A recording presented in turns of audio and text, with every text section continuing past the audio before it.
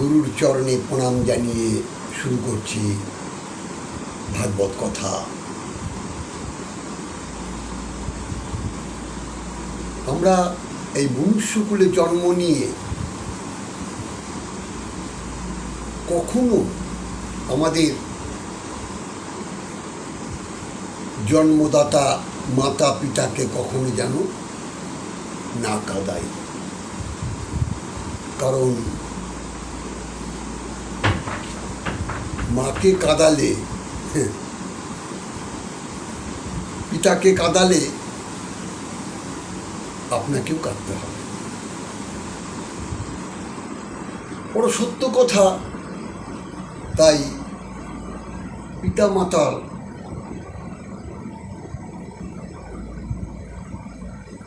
থেকে যেন আমরা নিজেকে দূরে সরিয়ে না রাখি।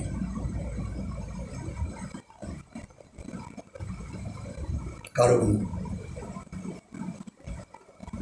ভগবান শ্রীকৃষ্ণ নিজেও মা যশোদার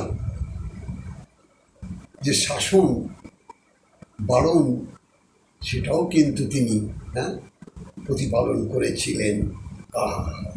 কি অপূর্ব! দেখুন, মা যশোদা ভগবানকে কান ধরেছিলেন। যে বিশ্ব ব্রহ্মাণ্ডের যে মালিক কৃষ্ণস্থ ভগবান, সেও মায়ের শাসন বারণ আদর খাবার জন্যে তিনিও মানব দেহ ধারণ করে মর্তধামে এসেছে।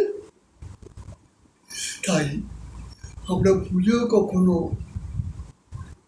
মাতা পিতার অবাধ্য হব না।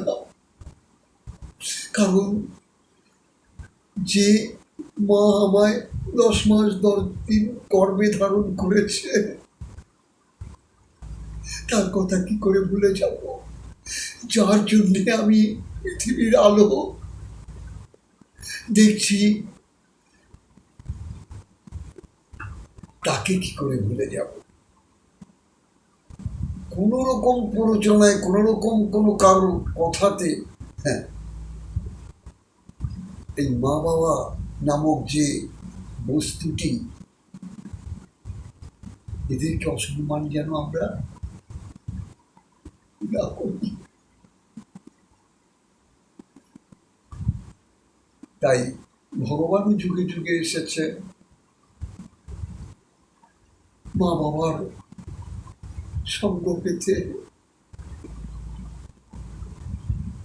আমরাও নিজেদের কর্মফল ভোগ করতে আসছি, আর যা কিছুই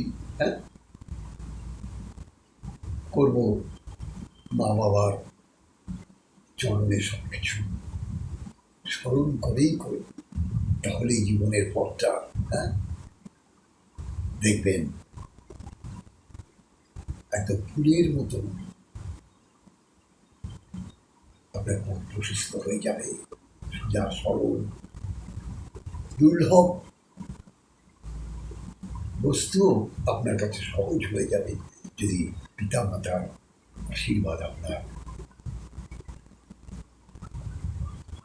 মস্তকে অর্থাৎ মাথার উপরে থাকে। কোন শক্তি আপনাকে পরাস্ত করতে পারবে না। জয় রাধে, জয় নিতাই। আপনারা ভালো থাকুন, সুখে থাকুন, আর ভগবানের গুণগান করুন, আর মা বাবার চরণে প্রতিনিয়ত শ্রদ্ধা ভক্তি নিবেদন করুন। জয় রাধে, জয় নিতাই।